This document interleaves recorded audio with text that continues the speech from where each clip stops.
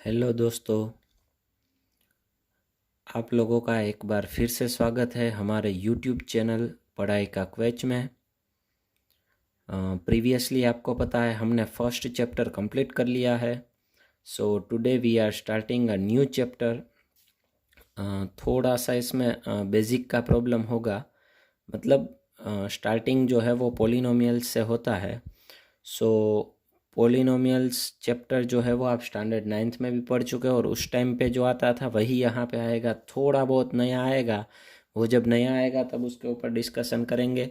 Polynomial chapter जो है उसमें से बोर्ड की एग्जामिनेशन में 6 मार्क्स कंटेंट किए जाते हैं। फर्स्ट चैप्टर में से 4 मार्क्स थे, यहाँ पे 6 मार्क्स है। और यहाँ पे होता है 1 क्वेश्चन जो है वो 1 मार्क का होता है। एक क्वेश्चन जो है वो 2 मार्क का होता है। क्वेश्चन मतलब सम, 2 marks. 1 question 2 marks and 1 question और सम जो है 3 मार्क्स का होता है। ऐसे करके टोटल इसमें से 6 मार्क्स होते हैं। ठीक है, 3 + 2 + 1। ठीक है, ये थोड़ा चेंजेबल हो सकता है, लेकिन टोटल मार्क्स आपके कितने रहेंगे? 6 मार्क्स। ठीक है। सो सबसे पहले हम पॉलिनोमियल किसे कहते हैं उसके ऊपर आते हैं।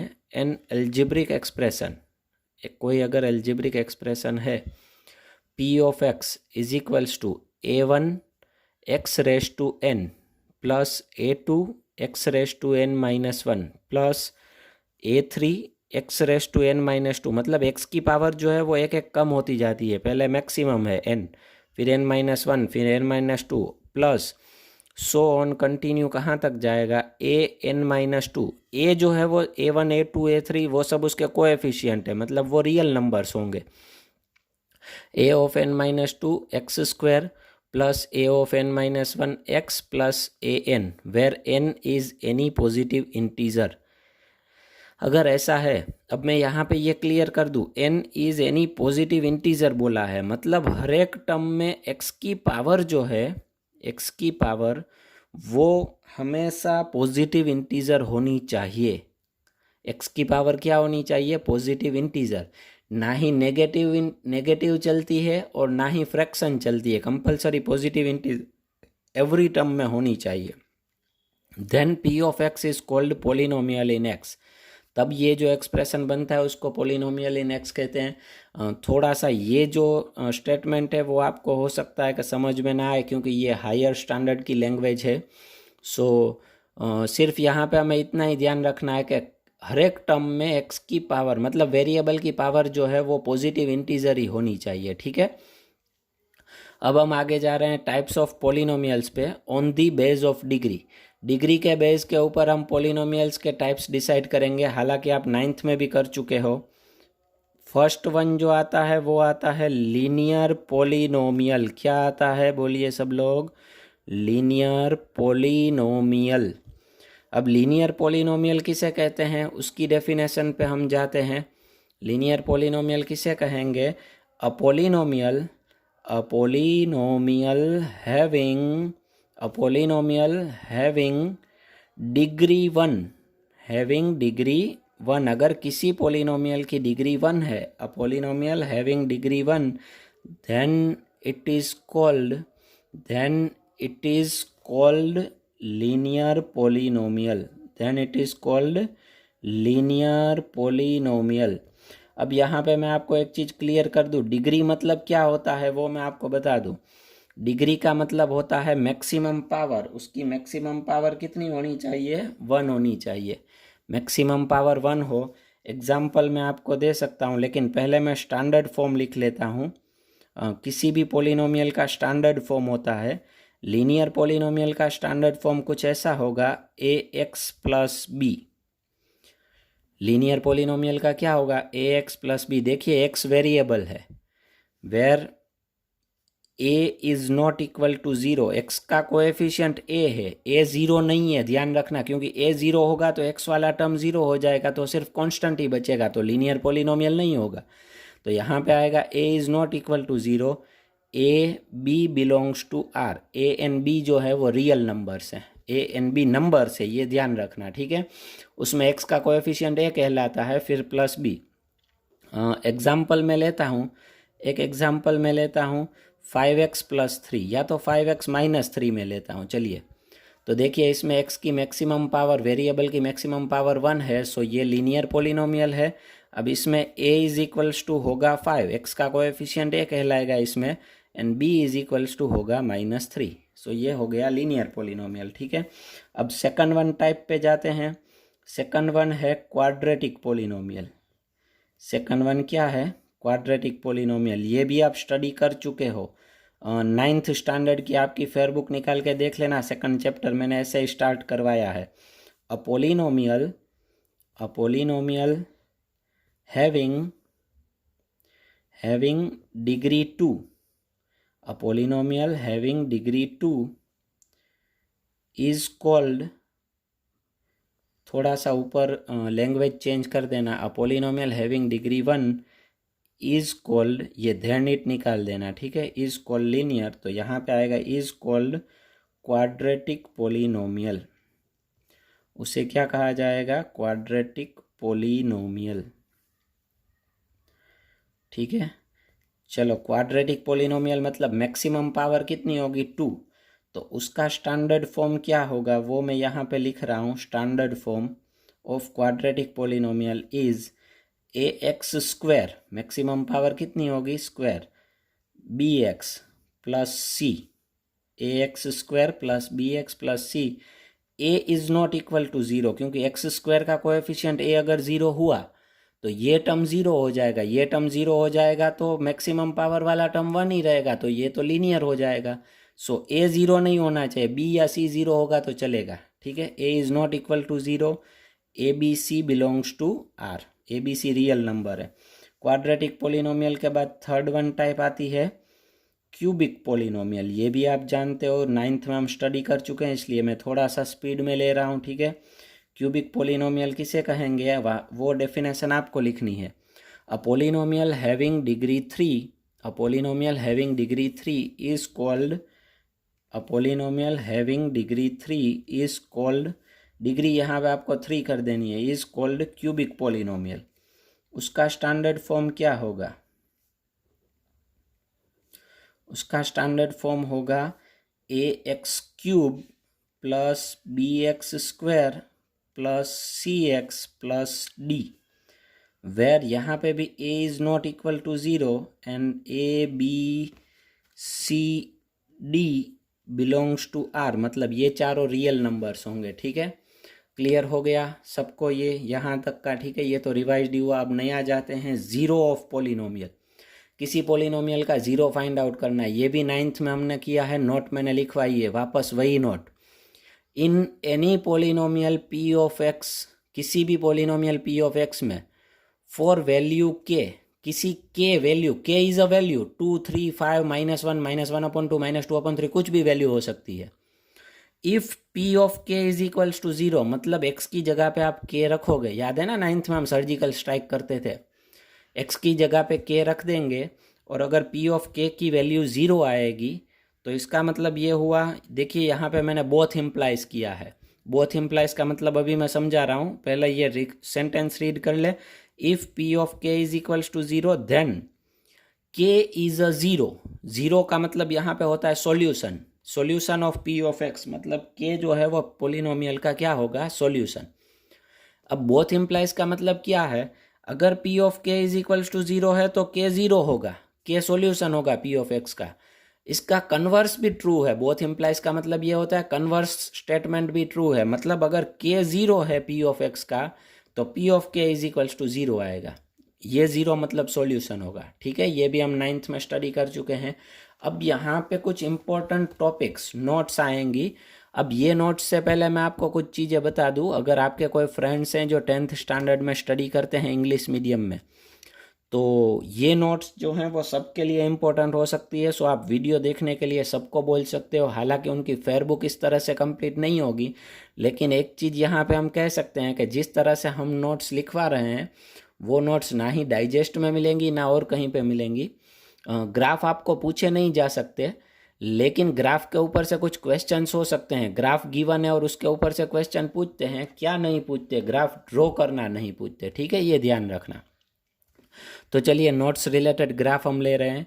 ग्राफ मतलब ग्राफ क्या है, जियोमेट्रिकल रिप्रेजेंटेशन ऑफ पॉलिनोमियल है। ग्राफ मतलब क्या है, जो हमें पॉलिनोमियल गिवन है उसका हमने जियोमेट्रिकल रिप्रेजेंटेशन किया है of polynomial. Graph of polynomial intersects x axis. Graph जो है वो इंटरसेक्ट करता है, किसको करता है, एक्स एक्सिस को, n टाइम्स। अगर n बार इंटरसेक्ट करता है, लेकिन कब, if number of zeros of p of x is n। अब इस स्टेटमेंट को थोड़ा सा ट्रांसलेट करके हम समझे, एकदम सिंपल स्टेटमेंट है। ये स्टेटमेंट ऐसा कहता है कि अगर ग्राफ जो है एक्स एक्सिस को जितनी बार इंटरसेक्ट करता है, जितनी बार इंटरसेक्ट करता है उतने उसके सॉल्यूशन मिलेंगे। मतलब अगर ग्राफ जो है एक्स एक्सिस को, हाँ वाई एक्सिस काउंट नहीं करनी, हमें सिर्फ क्या काउंट करना है, एक्स एक्सिस। अगर एक्स एक्सिस को 2 बार इंटरसेक्ट करता है तो उस पॉलिनोमियल के 2 सॉल्यूशन है। अगर 4 बार करता है तो उसके 4 हैं। अगर 1 बार करता है तो 1 है, 1 भी बार नहीं करता तो 0 सॉल्यूशन है।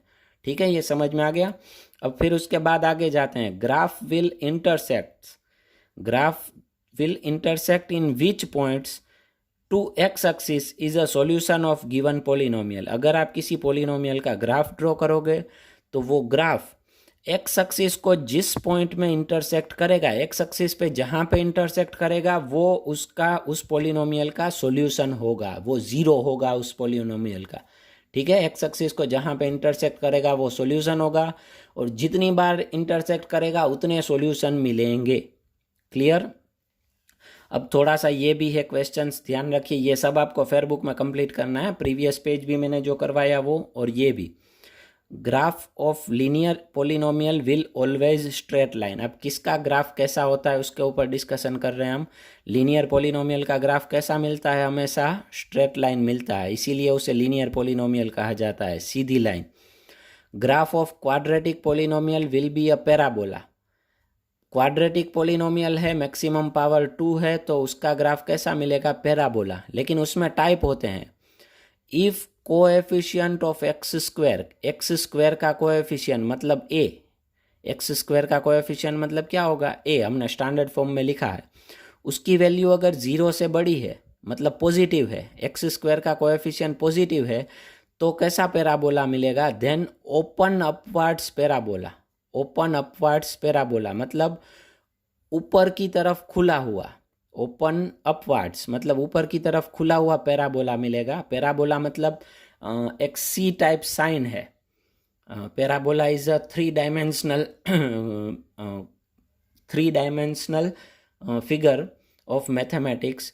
आपने शायद 9th स्टैंडर्ड में या तो कहीं पे आपको पैराबोलिक, शायद साइंस में आया होगा parabola. It is a shape of C. ठीक है। अब if coefficient of X square का कोएफिशिएंट a लेस देन 0 है, मतलब नेगेटिव है उसकी value, then open downwards parabola. Open downwards parabola मतलब नीचे की तरफ खुला हुआ पैराबोला मिलेगा। ठीक है, ये एक्स स्क्वायर के कोएफिशिएंट से डिसाइड करना है। किस में, क्वाड्रेटिक पोलिनोमियल में। किस में, क्वाड्रेटिक पोलिनोमियल में। पैराबोला तो मिलेगा। अगर एक्स स्क्वायर का कोएफिशिएंट पॉजिटिव है तो ओपन अपवर्ड्स, अगर एक्स स्क्वायर का कोएफिशिएंट नेगेटिव है देन ओपन डाउनवर्ड्स। ठीक है। फिर आगे थर्ड वन में जाते हैं। ग्राफ ऑफ क्यूबिक पोलिनोमियल, क्योंकि हम यहाँ पे हमने 3 टाइप्स लिए ना, linear, quadratic and cubic. Cubic का कैसा होगा, कर्व होगा, किसी भी तरह का कर्व मिलेगा। ठीक है, वो बहुत कम पूछा जा सकता है। मेनली इंपॉर्टेंट टॉपिक ये है, ये आपको 1 या 2 मार्क्स में पूछे जा सकते हैं। ठीक है, सेम वे ये भी पूछे जा सकते हैं। अब देखिए इसके ऊपर से एक्सरसाइज 2.1 आएगी। एक्सरसाइज 2.1 का क्वेश्चन नंबर 1 मैंने यहाँ पे लिख के रखा है, वो मैं रीड कर रहा हूँ। The graph of y is equals to p of x are given in figure 2.10 below. For some polynomial p of x, find the number of zeros of p of x in each case.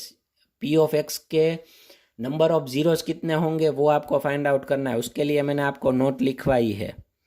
क्या लिखवाई है, मैंने यहाँ पे translate भी किया था कि एक्स एक्सिस को जितनी बार इंटरसेक्ट करेगा उतने उसके नंबर ऑफ जीरोस होंगे, नंबर ऑफ जीरोस। ठीक है, तो चलिए फर्स्ट वन में आते हैं। फर्स्ट वन में ये एक्स एक्सिस है, ये वाई एक्सिस है, एंड ये लाइन जो है वो ग्राफ है।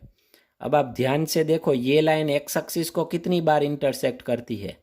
सिंपल चीज़ है, एक्स एक्सिस ये है तो ये इसको पैरेलल है, उसको इंटरसेक्ट नहीं करती है, मतलब 0 पॉइंट्स में। सो देयरफॉर कितने नंबर ऑफ ज़ीरोस मिलेंगे? Number of zeros is equals to zeros, यहाँ पे ज़ीरोस मतलब solution, number of zeros is equals to 0, मतलब एक भी ज़ीरो नहीं मिलेगा क्योंकि गिवन पोलिनोमियल का ग्राफ जो है वो एक्स एक्सिस को इंटरसेक्ट नहीं करता है। अब सेकंड वन में आ जाइए। ये ग्राफ है, देखिए यहाँ से ये वाई एक्सिस को इंटरसेक्ट करता है, फिर यहाँ से एक्स एक्सिस को करता है, एक्स एक्सिस को एक ही पॉइंट में इंटरसेक्ट करता है। सो इसके नंबर ऑफ ज़ीरोस कितने होंगे? Number of zeros is equals to 1।